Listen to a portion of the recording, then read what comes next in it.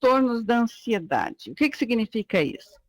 Transtorno de ansiedade é um grupo de problemas psicológicos, né? Então, vão guardando bem isso, né? Nós temos um problema psicológico, entendeu? Que tem a ansiedade desproporcional como plano de fundo. O grupo é composto por fobia específica, o que é? Medo de alguma coisa, de aranha, de dirigir, de subir no elevador, etc. A fobia social, que é medo de gente. Esse medo de gente significa que a pessoa tem medo de se expor ao outro, né? A ansiedade generalizada, que é medo da preocupação, a pessoa está sempre preocupada, então ela está sempre ansiosa. O transtorno obsessivo compulsivo, que é medo das consequências de fazer ou de ter feito algo. O estresse pós-traumático, que é o medo de lembrar ou reviver um trauma, como perda de pessoas e tal. O medo de gente é o mesmo que não querer ver gente? Não, você pode não querer ver gente por uma série de motivos, né? O medo de gente na fobia social é medo de se expor e ser julgado, ser criticado, né? E alguém falar alguma coisa sobre você. Então você tem, diria assim, tipo uma vergonha, né? Então tá tudo ali no meio, vergonha, orgulho, medo de se expor, medo de ser avaliado. E a síndrome do pânico, que é o medo de ter medo, né? A gente fala medo de ter medo, mas é uma coisa assim muito estranha, né? Porque normalmente a gente tem medo de sair na rua e passar mal, mas a gente precisa saber de onde que vem tudo isso, né? Porque não adianta nada falar que síndrome do pânico é medo de ter medo.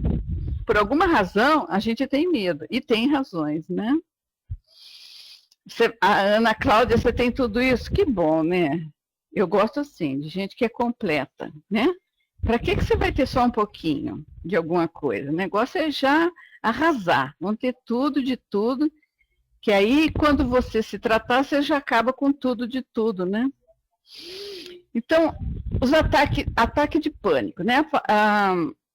A palavra deriva de Pan, né, que é um semideus da mitologia grega lá, que costumava pregar peças e dar sustos nos mortais, né?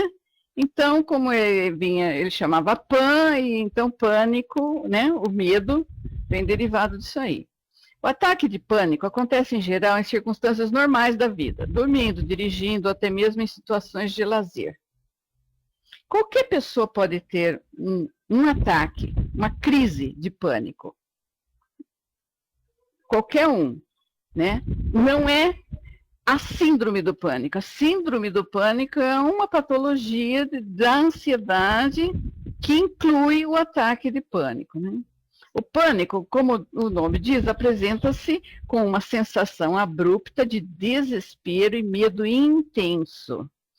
E o mais engraçado é que um ataque de pânico pode ter justificativa, né? Você sofreu um acidente e teve um pânico por causa daquilo, você levou um susto muito grande, teve um pânico, uma crise de pânico por causa daquilo. Quando você tem uma crise de pânico, na síndrome do pânico, você não sabe por quê. Existe o porquê, mas ele pode ser inconsciente, ele pode ser uma causa irreal. É só você que pensa, é só você que vê aquilo como medo, como perigoso, né? Então, você tem uma crise de pânico e perguntam para você, você está com medo do quê? E você não sabe responder. Você responde que está com medo dos sintomas, medo de passar mal. Mas a causa, o objeto do medo, não existe ali naquela hora. Às vezes você fala assim, eu estava simplesmente assistindo televisão e de repente veio aquela coisa, né? Veio aquela crise, comecei a passar mal, taquicardia, falta de ar, e aí amorteceu a perna, e formigou a cabeça, e o dedinho do pé entortou, porque os sintomas também não têm lógica nenhuma, né? Então as pessoas ficam perguntando, né? Mas é normal sentir uma cutucada no céu da boca, é normal sentir a orelha puxando para o lado direito, sabe? É umas coisas assim muito loucas, às vezes a gente até ri com o sintoma, depois, né? Depois a gente ri, né? Porque na hora a gente não dá nem um pingo de risada, porque a sensação que a gente tem é que a gente vai morrer ali naquela hora, né? Principalmente a primeira crise, né? A primeira vez ninguém esquece. Porque você não sabe o que está acontecendo com você. A minha primeira crise, eu achei que eu estava tendo um infarto e que eu estava morrendo. Eu nem sabia como é que era um negócio desse, e o coração foi a 1000, e eu tremia inteirinha. Eu tinha um sintoma que algumas pessoas falam dele, né? Que é aquela tremedeira interna. Você não vê a pessoa tremendo por fora, mas por dentro você parece uma gelatina, assim. Simplesmente os seus nervos saíram do controle totalmente. Então você perde o controle, parece que você vai enlouquecer, perder o controle sobre o seu corpo, que você vai sumir, que você vai desmaiar, que você vai morrer. É desesperador, todo mundo que já sentiu sabe disso.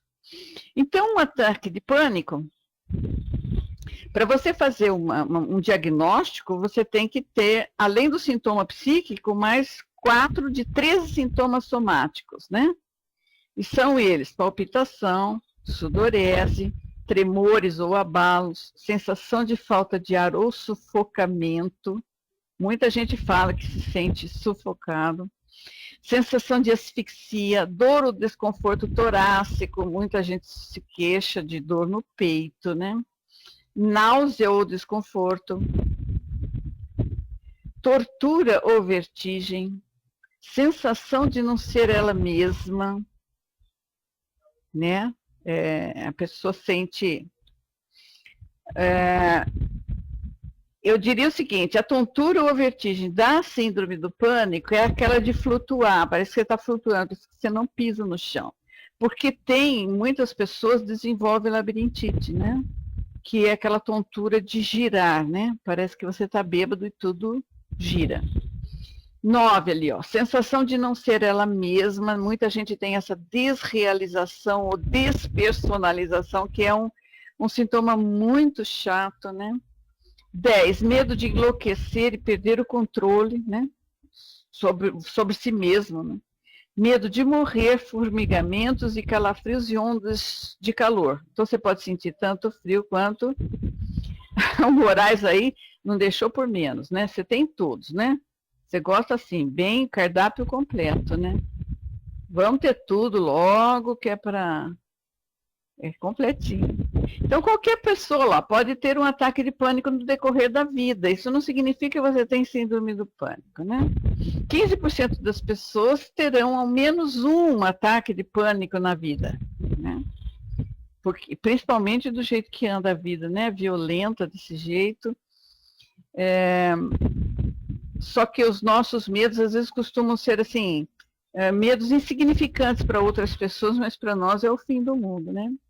Somente quando eles tornam-se frequentes, passam a ter um significado patológico, né? Então, se esses ataques de pânico começam a acontecer com frequência, então a gente já pode desconfiar de uma patologia. Início e duração de um ataque de pânico. O ataque de pânico é autolimitado, ele dura minutos, em geral menos do que 30 minutos. Isso porque nós temos o sistema simpático e parasimpático. O sistema simpático, que é composto lá pelas nossas amígdalas cerebrais, que ao filtrarem todas as informações que chegam a nós e que é entendido como perigo, eles fazem esse alarme do pânico, do perigo, e aí o corpo todo se prepara para enfrentar ou fugir de alguma coisa perigosa que pode não ser real. E depois o sistema parasimpático, que é o breque do nosso sistema nervoso, né? Então, em 30 minutos para um ataque de pânico, porque entra em função o sistema parasimpático, né? Aí ele vai voltando todas as suas funções ao normal. Para de jogar adrenalina no corpo e tal. Após a crise, o indivíduo fica muito assustado e amedrontado com receio de ter uma nova crise. Não é por menos, né? Mas a gente fica mesmo, a gente fica traumatizado depois de uma crise. E todas as crises que a gente tem, a gente fica traumatizado, né? Por causa daquela lá. Pode acontecer a qualquer momento, enquanto o indivíduo está trabalhando, estudando, por vezes dormindo, e até durante relações sexuais. É assim. As pessoas falam, mas eu não estava ansiosa, mas eu não estava nervosa, não aconteceu nada aquela hora. Por que que eu tive a crise de síndrome do pânico, né? Por que que veio um ataque de pânico? É porque as coisas ficam lá no inconsciente, você não tem esse acesso assim, rapidamente, mas que está lá, está. Várias pessoas não assumem. Bom, por causa de uso de droga, Por causa, às vezes usa uma droga, tem uma bad trip, que eles chamam aí, um monte de sintomas e a pessoa acaba desenvolvendo. Isso aí é um gatilho para a síndrome do pânico. Mas a síndrome do pânico, ela não acontece em qualquer pessoa. Você precisa ter uma predisposição genética para isso. Senão a droga poderá te desenvolver uma outra doença qualquer, e não a síndrome do pânico.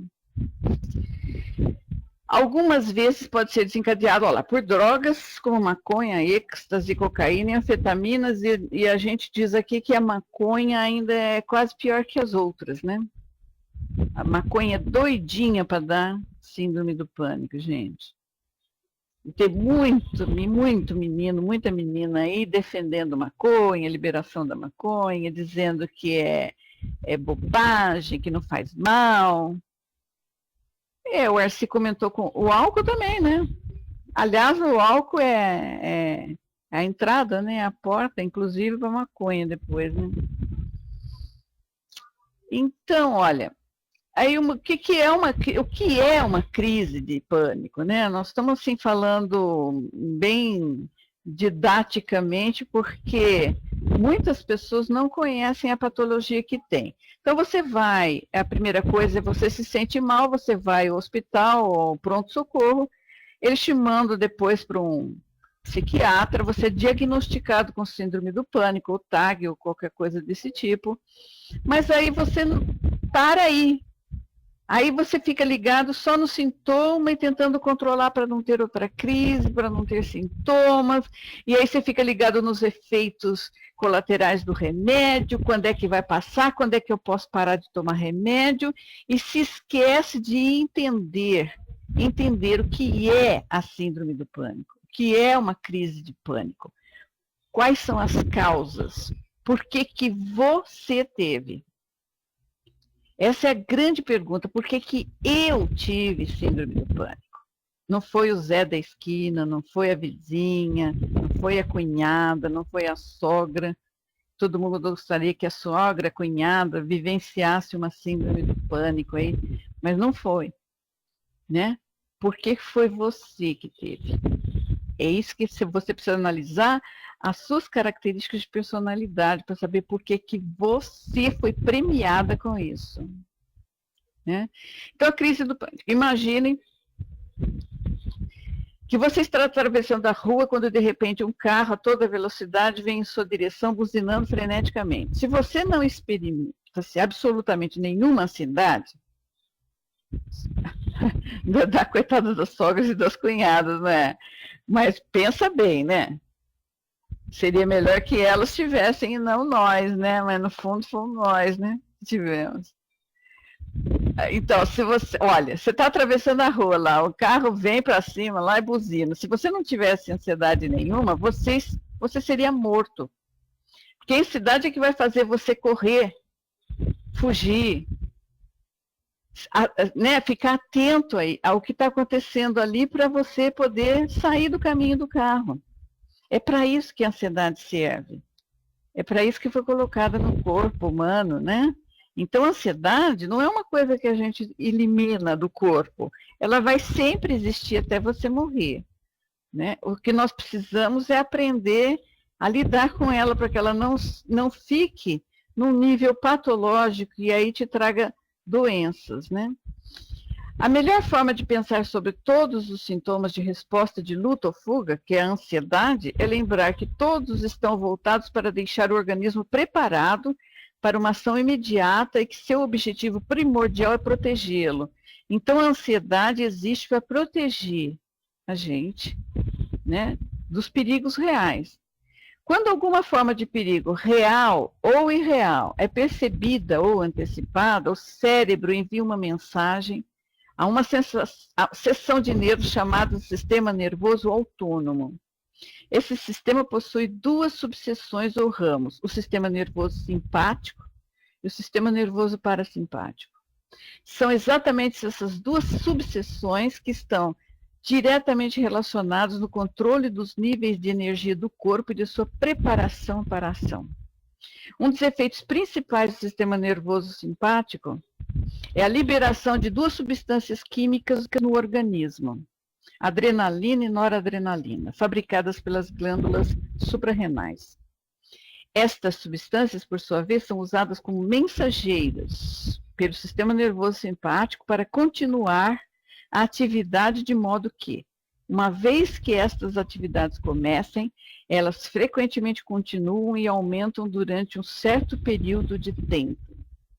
Então, quando existe um perigo real ou irreal, preste bem atenção, ou irreal, quer dizer, o irreal surge pelo pensamento de que alguma coisa é perigosa, como, por exemplo, falar em público. Se você acha perigoso falar em público, né, que não existiria supostamente perigo nenhum, se você entende assim, o seu sistema nervoso autônomo vai preparar você para enfrentar aquilo. Aí ele joga adrenalina e noradrenalina no seu corpo que causam todos esses sintomas aí. Se essa coisa não for bem equilibrada. Transtorno de pânico e síndrome do pânico. Agora nós vamos falar agora do nosso quitute aqui, da nossa doencinha básica, maravilhosa. As mudanças no organismo da pessoa indicam o diagnóstico da síndrome do pânico. Caso essas transformações ocorram de forma repentina e inesperada e na ausência de doença física. Então, para ser uma síndrome do pânico, você não pode ter outra doença física com os mesmos sintomas, né? Precisa se tirar as outras doenças, né? Para ser considerado uma doença do psicológico, né? Que é a síndrome do pânico. Por exemplo, hipertireoidismo. O hipertireoidismo, ele provoca todos esses sintomas bem parecidos com os da síndrome do pânico. No entanto, não é uma síndrome do pânico.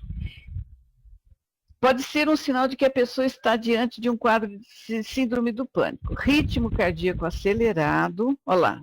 O hipertiroidismo causa isso. Ritmo cardíaco acelerado ou palpitações no coração, suor excessivo, tremores, sensação de sufocamento, de aperto na garganta, dor no peito, enjoo, tontura, sensação de desmaio, sensação de estar fora da realidade, medo de perder o controle ou enlouquecer, sensação de formigamento, calafrios, medo de morrer. Então, existem doenças que têm alguns sintomas parecidos com o da síndrome do pânico. E aí pode ter uma confusão. Então, normalmente, o que o psiquiatra faz? Se ele desconfia ou não de uma síndrome do pânico, ele pode mandar você fazer alguns exames clínicos, abolindo a ideia de que você tem alguma coisa desse tipo, ele vai começar a tratar você de síndrome do pânico, que aí é do psicológico. O diagnóstico da síndrome do pânico, então, tem que ter o quê? Ataques de pânico recorrentes e inesperados, né? Não são aqueles que acontecem diante de alguma coisa realmente que causa pânico. 2. Pelo menos um dos ataques foi seguido por um mês ou mais de uma ou mais das seguintes características. Preocupação persistente acerca de ter outros ataques. B. Preocupação acerca das implicações do ataque ou suas consequências, por exemplo, perder o controle, ter um ataque cardíaco, ficar louco. É tudo isso que a gente pensa numa síndrome do pânico. C. Uma alteração comportamental significativa relacionada aos ataques. ausência de agorafobia, porque a agorafobia ela pode existir sozinha, ela pode existir em quem não tem síndrome do pânico. Mas quem tem síndrome do pânico pode ter agorafobia também. O que aí é aqueles assim que gostam mesmo de ter tudo, né? E os ataques de pânico não se devem aos efeitos fisiológicos diretos de uma substância. Você não teve uma crise de pânico por droga, por abuso de medicamento ou de uma condição médica geral, por exemplo, o hipertireoidismo. Então, não é nada disso aqui, aí pode ser síndrome do pânico. Os ataques pânicos não são melhor explicados por outro transtorno mental. Então, você também não tem outro transtorno mental que explica nada disso. Quer dizer, quando não explica nada, aquela coisa que o pessoal chama de frescura, de mimo, de que você não tem nada, você não quer trabalhar, você não quer fazer as coisas, então você finge de doente, aí pode ser a síndrome do pânico. Que não é nada disso, né? Não é frescura, só quem tem sabe o quanto que sofre uma pessoa que tem isso aí, né? Mas para as pessoas, eles falam assim, quem tem síndrome do pânico normalmente fala assim, mas eles acham que é frescura, eles não me entendem, os parentes não me entendem, eles não entendem mesmo, porque a gente não baba, a gente não sangra e a gente não revira os olhos. Então, você está falando que você está tendo uma síndrome do pânico, que você está sentindo 1 milhão de coisas horríveis, a pessoa não vai entender porque aparentemente você está normal, né? Você não está sangrando, você não tem ferida exposta, você não está, sabe, morrendo, não está nada ali. Você fala assim, eu estou passando mal, eu não aguento, eu não consigo ir até a esquina, eu não consigo ir na padaria, eu não consigo fazer comida, sabe? A pessoa fala assim, pô, não consegue o quê? Pô, tá aí normalzinha, não quer trabalhar, não quer fazer mesmo, não quer, entendeu? Não quer enfrentar nada. Então, os principais sintomas da síndrome do pânico são confusão mental, despersonalização, desconforto abdominal, distorção da realidade, dor ou desconforto no peito, falta de ar, fechamento na garganta, formigamento, medo de morrer ou de enlouquecer, ou de cometer atos descontrolados, náuseas, ondas de calor ou frio, palidez, palpitações ou taquicardia, sudorese, vertigem ou sensação de desmaio. E isso aqui é que a Lucila falou no começo. Como que uma pessoa fica perguntando se os outros têm isso aqui também? Isso aqui já é suposto que todo mundo que tem síndrome do pânico, pelo menos ela saiba quais são os sintomas que existem na síndrome do pânico. Em vez de procurar saber o que você fez, quem se curou, o que a pessoa fez para se curar disso daí. Ela fica perguntando, você também sente alguma coisa na garganta? Você também sente que o abdômen está ruim? Você também sente náuseas? Todo dia o povo pergunta isso. Todo dia. E às vezes a mesma pergunta, mas hoje eu tive o coração bateu mais fraco, mais forte. No dia seguinte ela está lá de novo. O seu também bate assim? O seu também bate assado? Primeiro, que a gente não tem condição nenhuma de saber como que o outro sente aquele sintoma. Porque nós somos indivíduos, né? Cada um sente de uma maneira. Então, precisaria que vocês se ligassem mais o seguinte, prega isso daí na geladeira. Olha, se eu estou sentindo isso, qualquer coisa dessa daí é da síndrome do pânico. A partir daí, eu vou procurar as causas da minha síndrome do pânico. Por que que eu tenho? O que é que me dá ansiedade? O que é que me causa angústia? Com o que eu não sei lidar na vida? Eu sou uma pessoa orgulhosa, eu sou uma pessoa controladora, eu sou uma pessoa eu sou insegura, eu quero que os outros façam as coisas para mim. Eu não sei fazer nada sozinho, eu dependo de todo mundo. Eu vou me despersonalizando, eu quero ser amado, eu quero ser valorizado, eu quero que todo mundo goste de mim, eu quero ser bacana, eu quero ser importante. É isso que traz síndrome do pânico. É isso que faz você ter medo, é isso que faz você se sentir inseguro em relação à vida. É nisso que vocês têm que estar focados para conseguir trabalhar tudo isso para não sentir medo. Entendeu? Ficar só sabendo se o outro sente a mesma coisa só traz um pouquinho de conforto, né?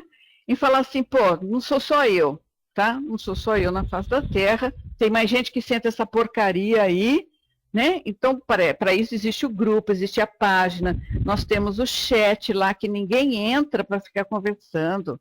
A gente não só ajuda a pessoa, a gente se ajuda quando a gente ajuda alguém. Quando a gente vai entender melhor o que o outro está sentindo, a gente acaba se ajudando, porque a gente acaba entendendo o que a gente mesmo sente. Então, entre no chat, entre na página, entre no grupo, participe do filme, do karaokê, dessas reuniões que a gente faz aqui. Vai pegando e procure entender como que alguém está lidando com cada coisa, não com o sintoma. Com sintoma não tem o que fazer. Quando está no sintoma, tem que tomar remédio, tem que fazer respiração diafragmática, tem que racionalizar o que levou você a ter sintomas. Entendeu? Fora isso, você tem que saber lidar com a vida. É o que você não está sabendo lidar com a vida que está deixando você uma pessoa medrosa, ansiosa, insegura. Você não saber dizer não. Você achar que você não consegue fazer nada sozinho. Se morrer o pai e a mãe, você não sobrevive. Porque provavelmente pai e mãe vão morrer antes dos filhos, né? Você vai ficar sozinho. Aliás, você nasceu sozinho e vai morrer sozinho. Então tem que ir trabalhando toda essa coisa. E a gente tem uma personalidade que a gente, vamos dizer, eu não gosto de usar a palavra fraco, mas a gente é fraco nesse sentido. A gente sente insegurança demais, a gente sente medo de tudo. A gente não pode errar, que o nosso orgulho é do tamanho de um bonde, né? As pessoas vão encarando a vida aí, elas vão fazendo, elas vão tentando, elas vão errando, elas tentam de novo. Só a gente não quer fazer desse jeito. A gente quer a coisa pronta. Né? A gente quer ter sucesso e quer ser importante. Saem muitas brigas. Olha, tem mais grupo de síndrome do pânico no Facebook do que gente.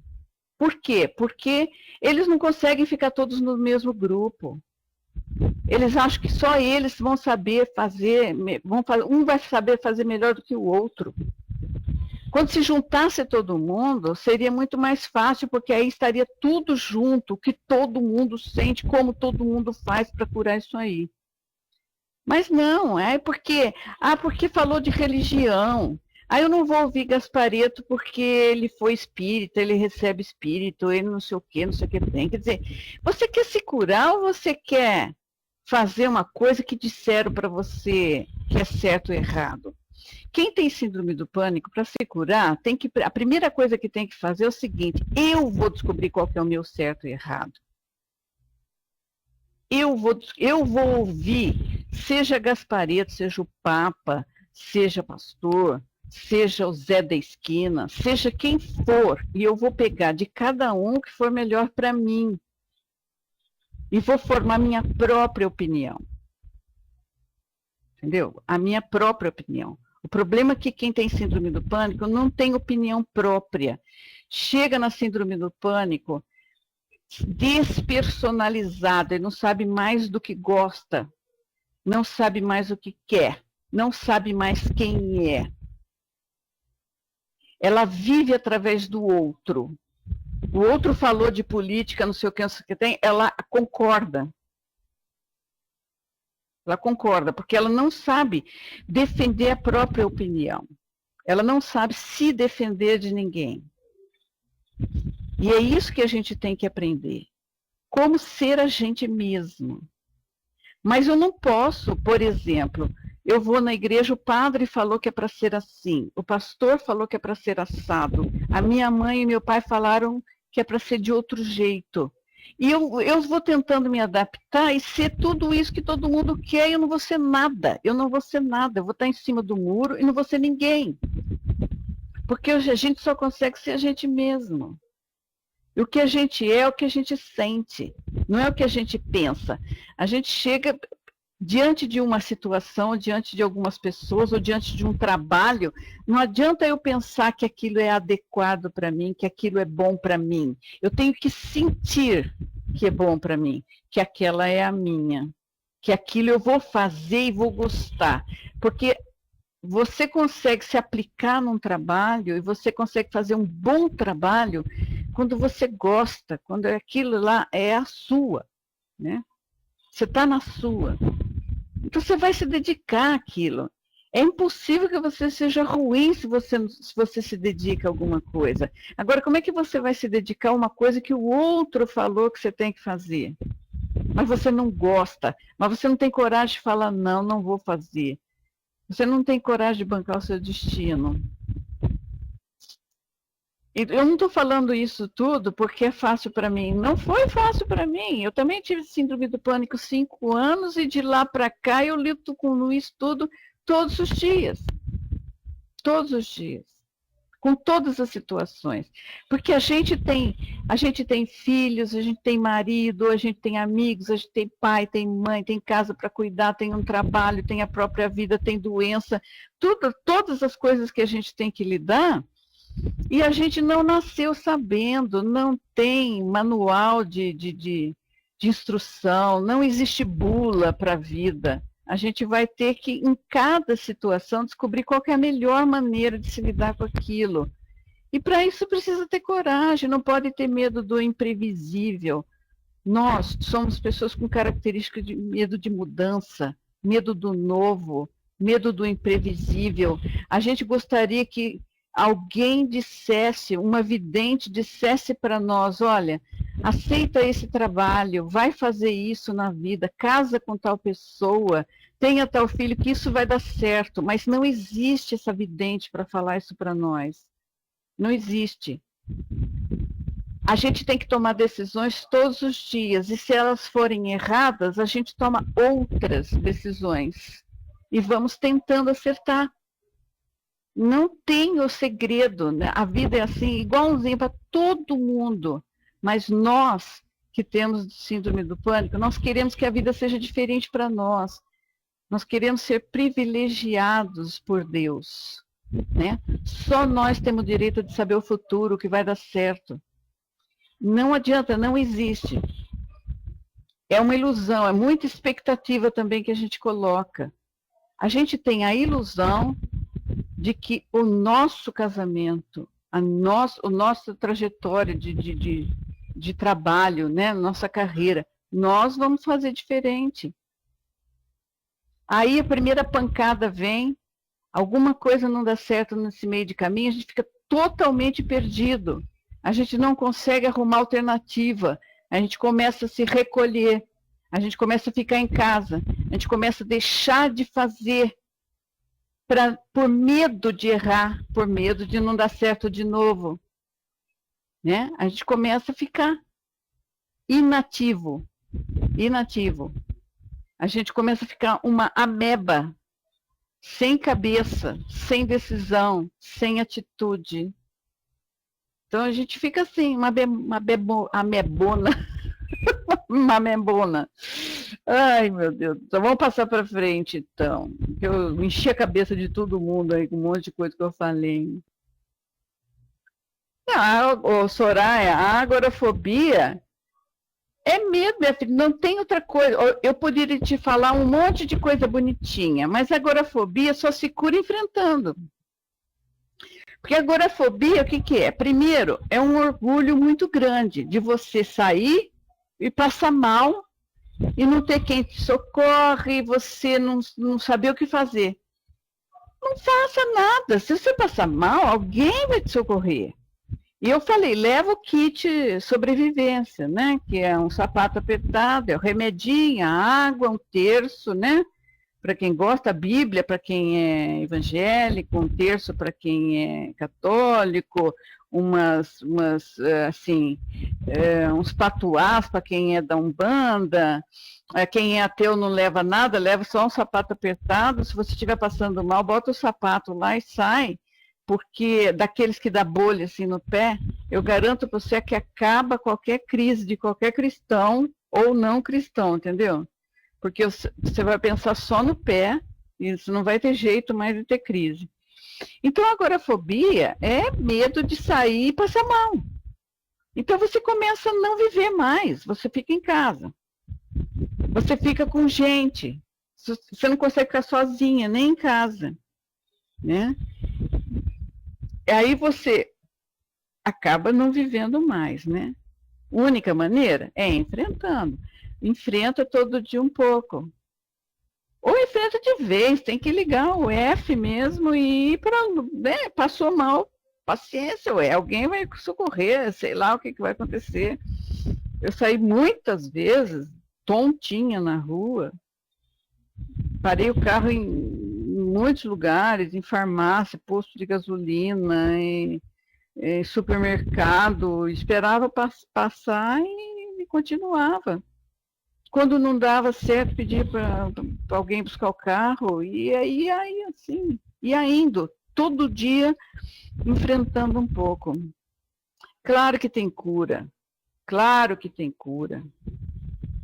Se alguém falar para você que não tem cura, na minha família foram 7 pessoas com síndrome do pânico. Então, todo mundo vivendo normalzão aí. Claro que tem cura. Agora, o que é a cura para você?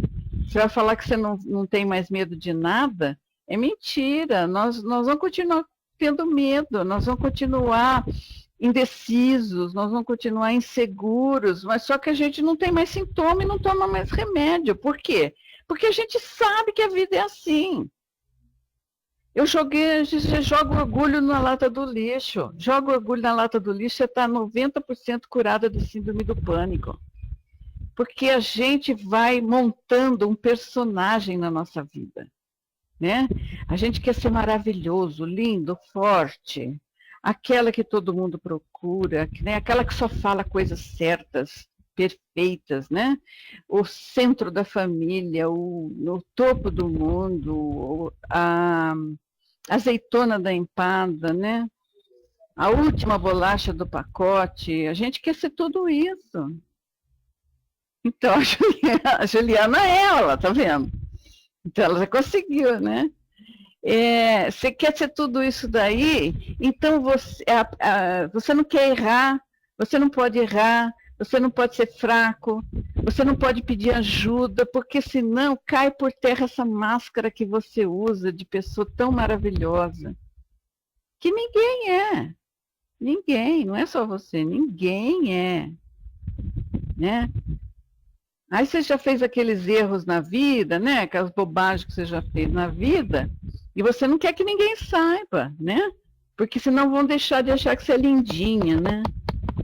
Que é uma pessoa honesta, né? Você já fez umas trapaças na vida aí, mas não quer que os outros saibam o que você fez, né? Porque a pessoa te considera honesta, né? Então, vamos manter a fachada aí legal. Então, vamos ver quem é que pode ter síndrome do pânico, né? Porque, como eu disse para vocês, a síndrome do pânico é um tripé. Você tem predisposição genética, né? Todos nós aqui temos, porque senão não teríamos síndrome do pânico. A gente poderia ter um câncer, a gente poderia ter uma gastrite, a gente poderia, sei lá, ter uma série de outras doenças, né? A gente desenvolve, graças a Deus, a síndrome do pânico, porque nós temos essa predisposição genética. Nós temos vivências traumáticas, né? Ninguém vai disputar sofrimento aqui. Porque o que para mim pode ser um sofrimento muito grande, para você não pode ser. Isso daí é individual. Cada um sente, eu diria o seguinte, tem uma amiga nossa que dizia assim, a minha unha encravada dói mais que o seu câncer. E não adianta você falar para mim que não. Entendeu? Porque a unha encravada está em mim. E só eu sei o quanto ela dói. Então, o sofrimento, todos nós temos vivências traumáticas, só que assim, eu não posso me comparar com você. Aliás, comparar é uma coisa que quem tem síndrome do pânico não vai fazer nunca mais. Primeira coisa, não se compare a ninguém. A ninguém. Você é você, não pode se comparar com ninguém. E não vai comparar sofrimento também. Ah, porque a traição do marido dela não foi igual à minha. Ó, eu tô falando que nem Gaspareto, já, que horror, credo. Ixi, agora, olha, que transferência que eu fiz aqui. Que horror. Bom, então é assim, gente. Acho que é porque eu ouço muito Gaspareto, né? Tô falando igual a ele. Então é assim, e ele é bom naquilo que ele fala, gente. Ele é muito bom. E dá para se curar de síndrome do pânico ouvindo Gaspareto, viu? Pode acreditar em mim. Então você não pode comparar sofrimento. Então nós temos a predisposição genética, nós temos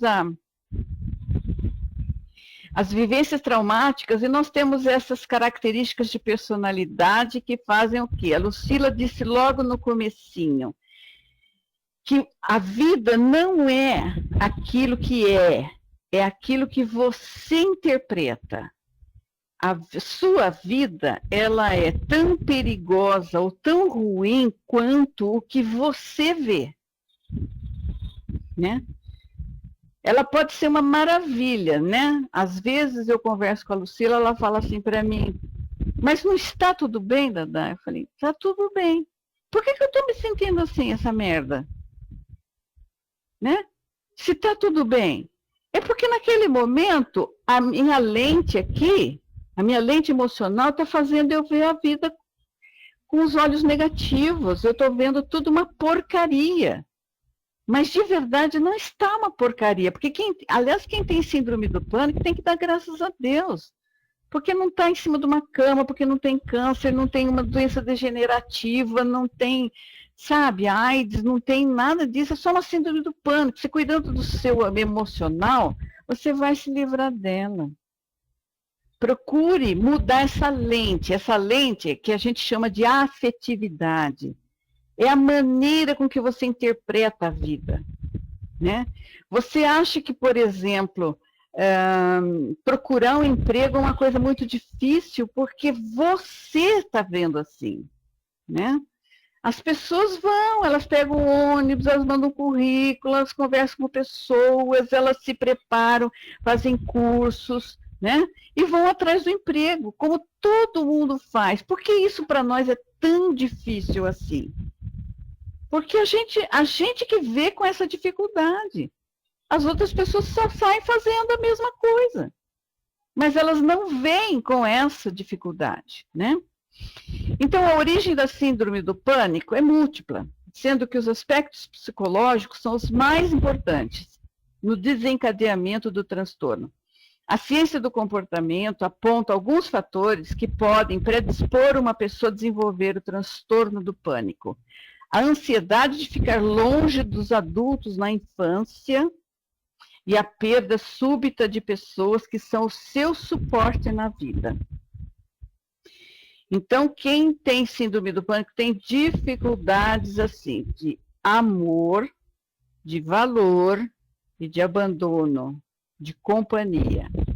Então, nós temos dificuldades para nos sentirmos amados, nos sentirmos valorizados e não nos sentirmos abandonados, né? Porque se o abandono existe ou não, não importa. Se você se sentiu abandonado porque sua mãe e seu pai trabalhavam fora e você teve que enfrentar a escola, ou você teve que procurar emprego sozinho, ou alguma coisa do tipo, ou não tinha aquele suporte que você achou que merecia, o que tinha direito, e você se sente abandonado. Então, você vai desenvolver uma espécie de trauma com isso daí, né? Precisa aprender a lidar.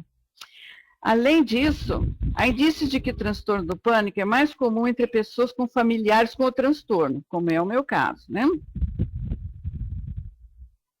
Eu estou no primeiro slide? Não.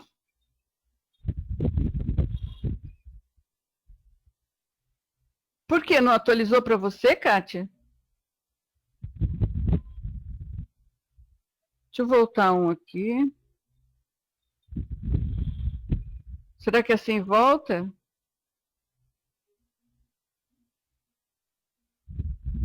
Olha, eu nem falei desses outros sintomas aqui. Principais sintomas, eu nem falei esse, ó. Tem vários sintomas aqui, ó, acordar sobressaltado, que muita gente comenta, atordoamento, boca seca, cabeça pesada, contrações musculares, tremores internos, extrasístoles, irritabilidade, urinar com frequência. Olha aqui, ó, zumbido no ouvido, ou tonturas, pressão na cabeça, sensação de que vai sumir, sensação de que não consegue passar em certos lugares, como ruas estreitas, eu tinha dificuldade em passar em túnel, né? Chegava na boca do túnel assim, o meu coração já disparava. E a tal da agorafobia, né? Então quem pode ter a síndrome do pânico? Pessoas que têm na família outras pessoas com síndrome do pânico, né? Na minha família já são 7 pessoas com síndrome do pânico, espero que pare por aí. Personalidades dependentes, né? Pessoas com ou uma personalidade, eu botei lá na nossa página, que as pessoas nem sabem que nós temos uma página de síndrome do pânico. Eu botei lá um texto, síndrome do pânico dá em pessoas fortes, ou pessoas que querem ser fortes, entendeu? Né? Elas querem criar uma imagem de que são muito fortes, mas elas não são aquilo, né? Eventualmente na vida um dia ser forte, outra não, né? Então, personalidades dependentes e com dificuldade de dizer não e fazer valer seus direitos interpessoais, e entre aquelas que sempre tendem a interpretar o que acontece nos seus corpos como catástrofe. A pessoa não pode sentir uma dor de dente, uma dor de ouvido, que ela já acha que ela está com uma doença ruim. Quem já não fez isso? Né? Então, uma infecção de urina, né? Vai no urologista, vai tratar. Não, ela já acha que ela já está com um negócio ruim, que ela já vai morrer, que é só ela que tem aquilo. Mais comum entre jovens e mulheres, essa maldita síndrome do pânico, né? Quanto ao sexo, o que se sabe é que os transtornos de ansiedade têm ocorrência 2 vezes maior nas mulheres, e que a agorafobia, ou o medo de estar em lugares ou situações onde o escape seria difícil ou embaraçoso, caso se tenha uma crise de pânico, que em geral acompanha o transtorno do pânico, acomete 8 vezes mais as mulheres. Então, Soraya, a agorafobia dá 8 vezes mais em mulheres do que em homens. Né? Mulher é especialista em síndrome do pânico. Então, agora nós vamos ver aqui quem é que tem predisposição, né? Quais são essas características de personalidade que a gente tem e que é em cima disso que você tem que trabalhar para poder se livrar da síndrome do pânico. Que você não se livra da genética, pelo menos por enquanto. Você não se livra das vivências traumáticas, porque você já sofreu traumas na sua vida, sofreu perdas, sofreu problemas, né? Já passou, passado não muda. Então, o que resta para você trabalhar essas características pessoais de personalidade que faz com que você desenvolva a síndrome do pânico. O que é? Uma pessoa ansiosa. Você tem que descobrir o que é que traz ansiedade para você. Por que você não consegue viver o aqui e agora? Você está sempre preocupado com o futuro. Né?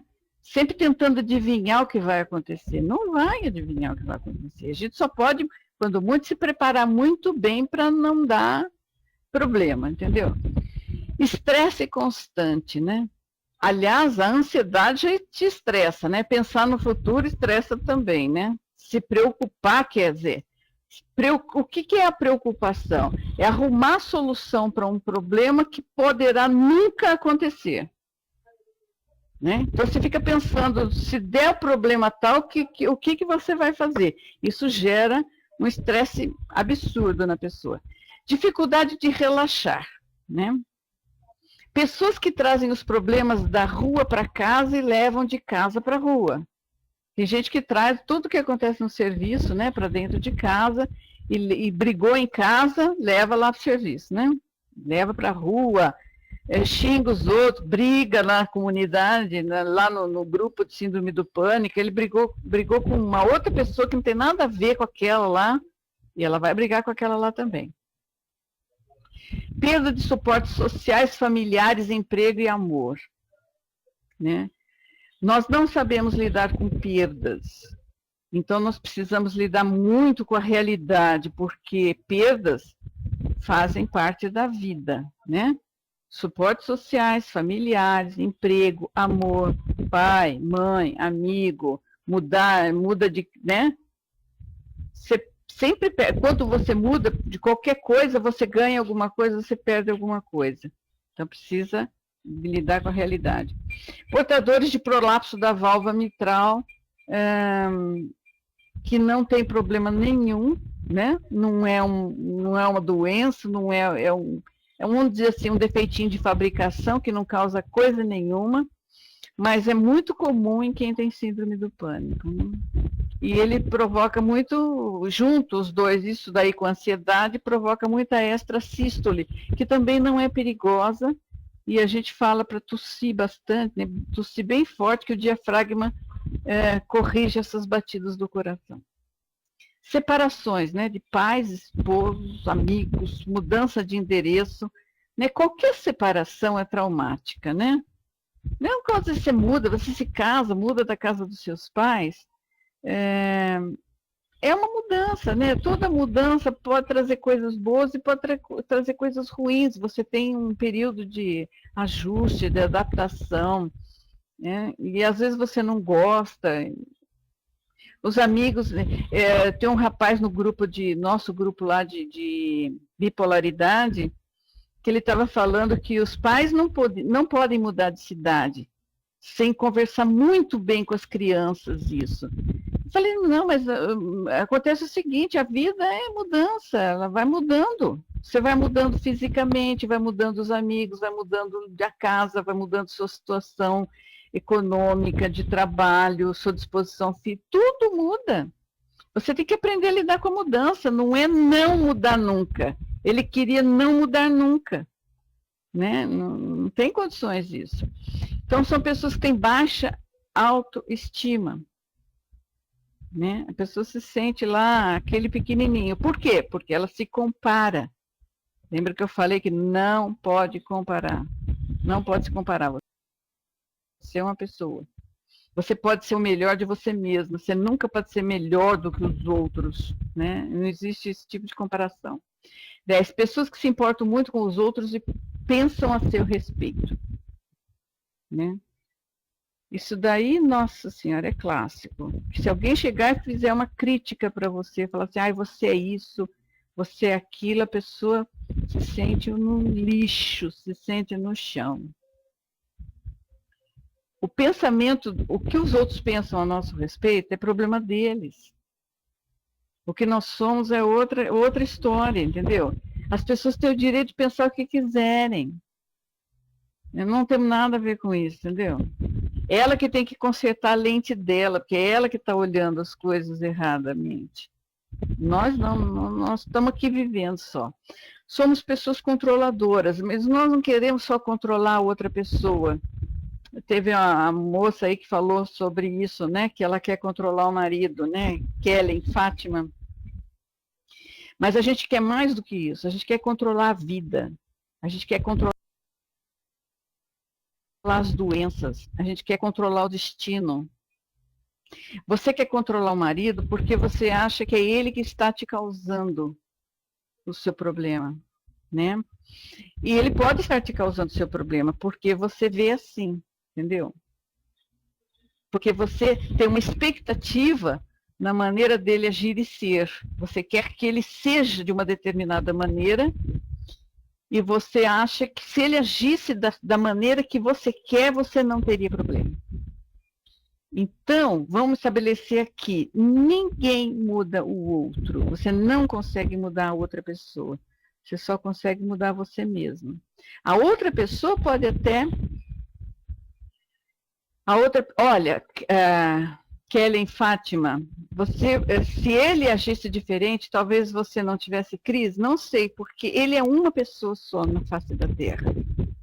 E você não vive só com ele. Você vive com uma série de pessoas e você não vai conseguir controlar nenhuma delas. Você, mal e porcamente, a gente controla a gente mesmo.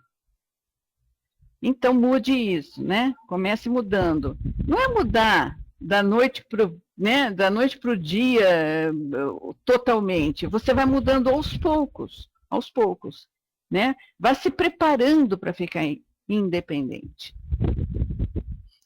E vai tomando suas decisões. Se derem errado, paciência, você acerta na próxima vez, né? Mas essa mania que a gente tem de querer ser o maravilhoso, o certinho, uma das coisas que faz com que a gente tenha muito problema de raiva e sentir medo e se sentir para baixo é querer estar sempre certo. O que é? Pode acontecer de mudarmos e retroagirmos? Jamais, Ana Cláudia, jamais. Você pode até achar que você está regredindo numa coisa, mas não está. A partir do momento que você começa a se autoconhecer, porque o segredo todo é nisso aí, como é que eu funciono, né? O que é que faz com que eu me sinta ansioso? Por que que eu tenho orgulho? Por que que eu tenho medo de errar? Por que que eu quero estar sempre certa, né? A Lucila, inclusive, escreveu um artigo para uma revista online sobre isso. Você quer estar certo ou você quer ser feliz? Né? Qual que é a importância de você estar sempre certo? Eu vejo discussões homéricas lá no Facebook, a pessoa não se contenta, ela quer dar a última palavra, né? Então, lógico que ser feliz é muito melhor, porque certo em relação a quê, gente? Certo em relação a quê? Ninguém sabe aqui na face da Terra o que é certo, o que é verdade. Coisas que foram verdade absoluta há 50 anos são uma verdade, uma mentira muito grande atualmente, entendeu? Não são nem levadas mais em conta, né? Você pode ver a evolução da humanidade, uma hora é religião, outra hora é Adão e Eva, outra hora é o Darwin, outra hora é o Big Bang, né? Sei lá, né? Então eles vão inventando teoria para explicar as coisas, né? Na alimentação, uma hora o ovo é o bandido da história do colesterol, daqui a pouco não, pode comer ovo que não faz mal, e ninguém sabe nada, ninguém sabe nada. Então o que é estar certo, né? Então a gente tem que procurar se sentir bem, essa é a minha verdade agora, né? Como lidar com o sentimento de culpa também, né? Tem muita gente que se sente culpado de coisa que não... A culpa é uma pretensão de que você poderia fazer alguma coisa melhor do que você fez. Você não podia, porque com o conhecimento que você tem, você só podia fazer aquilo que você fez, porcaria ou não, entendeu? Você não podia fazer diferente. É pretensão achar que podia. Você não tinha o conhecimento necessário naquela época para fazer uma coisa melhor do que aquilo. Bom, continuando aqui. 12. Olha, presta atenção nesse. Orgulhosos, mimados, superprotegidos ou abandonados, mesmo que não sejam de fato. Então eu falo, olha, ouçam muito o áudio do Gasparetto sobre orgulho. Orgulho é um câncer na vida da gente. Né? Por orgulho você quer estar certo, por orgulho você quer ser lindo, bacana, por orgulho você quer ser importante. Né? Você vincula.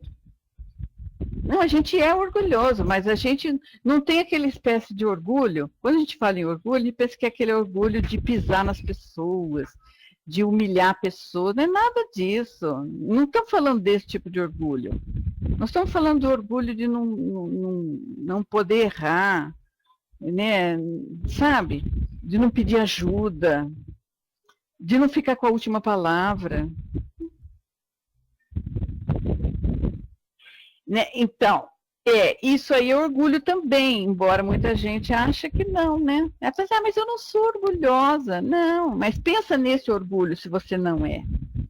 É assim. Porque se eu não ficar com a última palavra, é porque o outro... Quem sempre está certo. Mas você quer sempre estar certo também, porque você também quer ter a última palavra, né? Então, olha, presta muita atenção no orgulho. no mimo. Ou a pessoa foi mimada, ou a pessoa quer ser mimada. Ela quer que todo mundo badalando ela, achando que ela é maravilhosa, que ela fala, tudo que ela fala é maravilhoso, entendeu? Ela quer ser badalada, então ela quer ser mimada, né? Pessoas super protegidas, né? Pela família, né? Às vezes a pessoa não aprendeu a se frustrar, né? Não aprendeu a lidar com a frustração. Porque na vida, a vida não é do jeito que você quer, né? Você vai se frustrar milhões de vezes. E os super protegidos, eles não conseguem lidar com essa coisa de se frustrar, né? Eles querem que papai e mamãe traga tudo feitinho e perfeitinho para eles, né? Pessoas que se impressionam facilmente, né? Então, não posso ler, eu li na bula, né? Que esse remédio é para psicose, para delírio, né? Pode dar um AVC. Ai, olha, bula de remédio, gente, não leia, por enquanto, né? Mas na bula de remédio tá assim, absolutamente tudo que pode acontecer, nem que for meia pessoa na face da Terra em 7 bilhões de pessoas que existem no universo. Tem que estar na bula. Entendeu? Aí não pode assistir da Atena, não pode ver isso, não pode ver aquilo. Então precisa trabalhar esse sistema de impressão. Não é com você, não é tudo com você. Né? E essas coisas que existem na vida precisam ser aceitas como faz parte da realidade. Né? E a pessoa acha que tudo vai acontecer com ela também, né? Pessoas que se magoam facilmente, né? Olha, volta o orgulho aí, né? Porque o outro não pode falar absolutamente nada que ela se magoa. Né? Então, Fátima, eu estou falando para você. Então, não adianta ficar, as pessoas não adianta ficar assim, como que eu resolvo ataque cardíaco? Como que eu resolvo a boca seca? Como é que eu resolvo, ai, meu Deus do céu, como é que eu resolvo o medo? Como é que eu vou sair na rua? São essas coisas aqui que você tem que resolver para nunca mais ter crise de pânico e nem tomar remédio. Se você começar a lidar com essas coisas, você não vai ter mais síndrome do pânico. Isso aqui é um processo, você vai resolvendo um por um, né? Pegue primeiro, entenda o que é temperamento. Você não é a sua personalidade. Essa personalidade que você tem, essas coisas todas aqui, são aprendidas na vida. Né? Você tem que agir mais perto do seu temperamento, das suas tendências, né? Então tem um áudio do Gasparetto lá que explica direitinho isso daí, o que é temperamento e o que é personalidade. O que você tem que trabalhar é a sua personalidade. Né? Você tem que mudar essas coisas aí para não ter mais síndrome do pânico. O número 15 aqui, ó, pessoas que precisam de aprovação, valor, amor de todos ao seu redor. Ah, então, Cris, por que vergonha de ter esse pé? A cabeça fica doente igual o dedão do pé. Se você tivesse dor de garganta, você ia ter vergonha de falar que você tem dor de garganta? Você está com asma? Né? Que você teve, sei lá. As pessoas ficam falando, mas então, o que eu estou falando para você aqui, você não pode ligar para o que as pessoas falam. Você que sabe o que você tem, o que as pessoas pensam está dentro da cabeça delas, que se vire isso aí. Né? Então, o hipertenso, ele precisa de tratamento e vai ter vergonha de falar? Não tem que ter vergonha de falar nada. E também não precisa ficar falando para ninguém que você tem isso. Né? Não, olha, você não precisa ficar falando para todo mundo que você tem síndrome do pânico. E comece a trabalhar essas coisas que eu estou te falando aqui a partir de agora. Né? Comece a trabalhar isso. Que você vai ver como vai diminuindo, todos os sintomas vão diminuindo. Né? Aos pouquinhos você vai vendo que daqui a pouco você lembra do passado, você fala, puxa vida, faz tempo que eu não tenho uma crise. Porque toda vez que você tiver um sentimento de angústia assim no peito, você já começa a pensar, ué, o que será que aconteceu? Por que eu estou com esse sentimento assim, né? Por que eu estou com raiva daquela pessoa, né? Por que aquela pessoa falou para mim que me magoou? Por que eu me magoei com o que ela falou? É verdade, não é verdade? Vão se conhecendo, né? vão se analisando.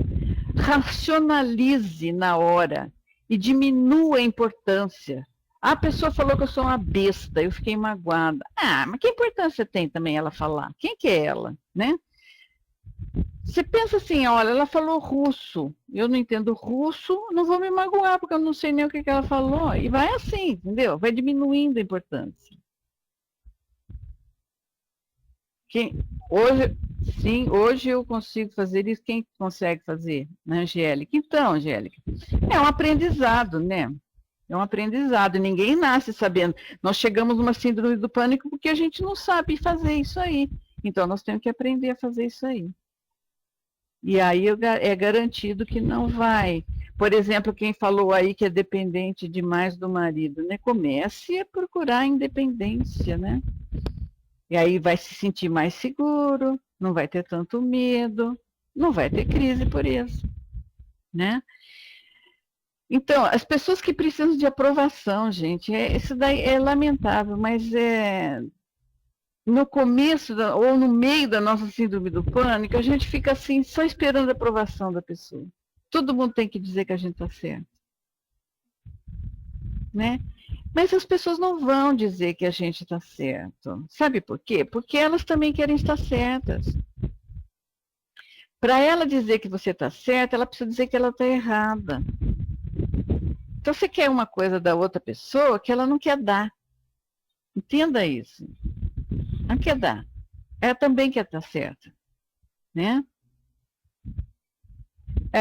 16. Pessoas que se comparam com os outros e tentam superá-los. Imagina você tentar superar todo mundo que existe, né? Não existe isso. Não existe. Nem um irmão você vai conseguir superar.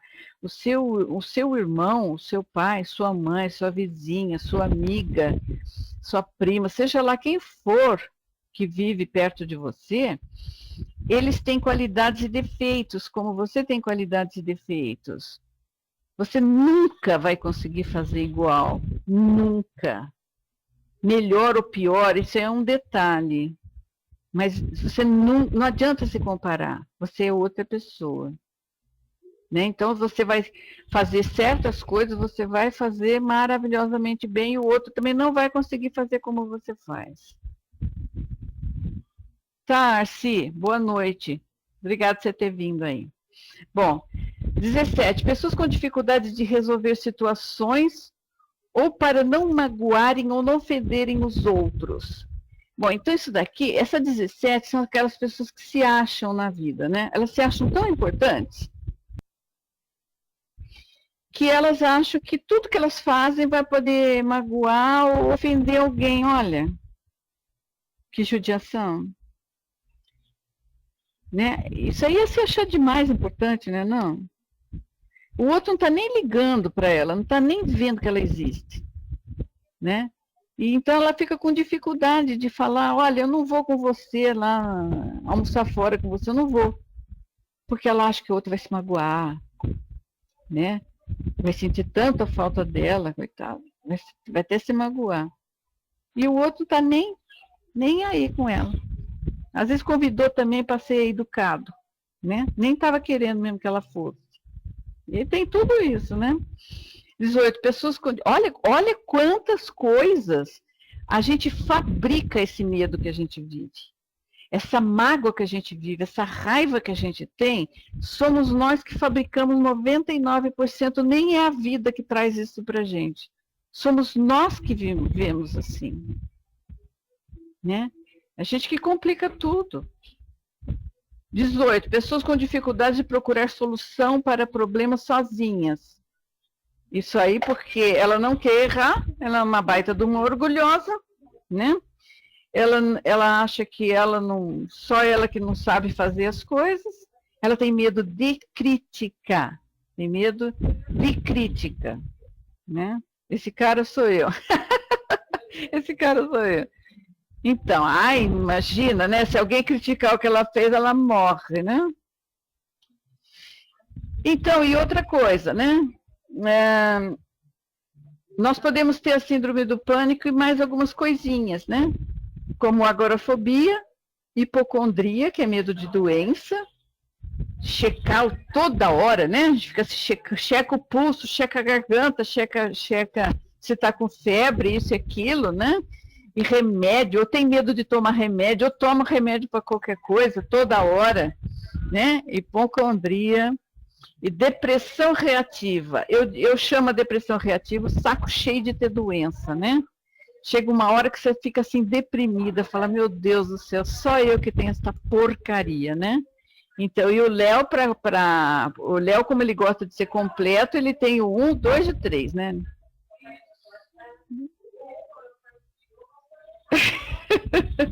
Bom, e o tratamento seria, né?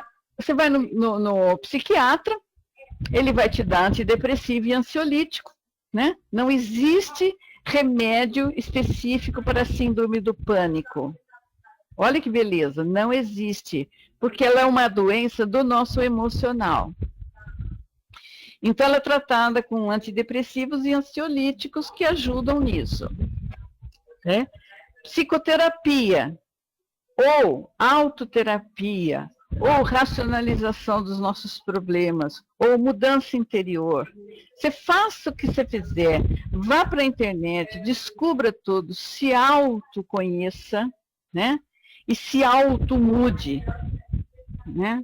Seja você mesmo, jogue o orgulho no lixo. Isso é psicoterapia, né?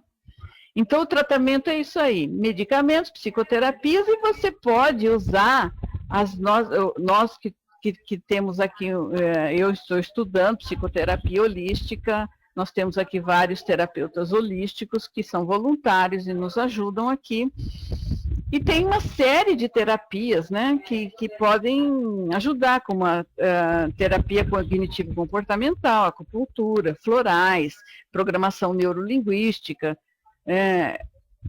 programação neurolinguística, menina, mudança, né? Eu posso mudar você com exercícios ou falando algumas coisas para você, eu posso mudar o que você pensa a respeito de certas coisas, de certas situações, de certos medos, entendeu?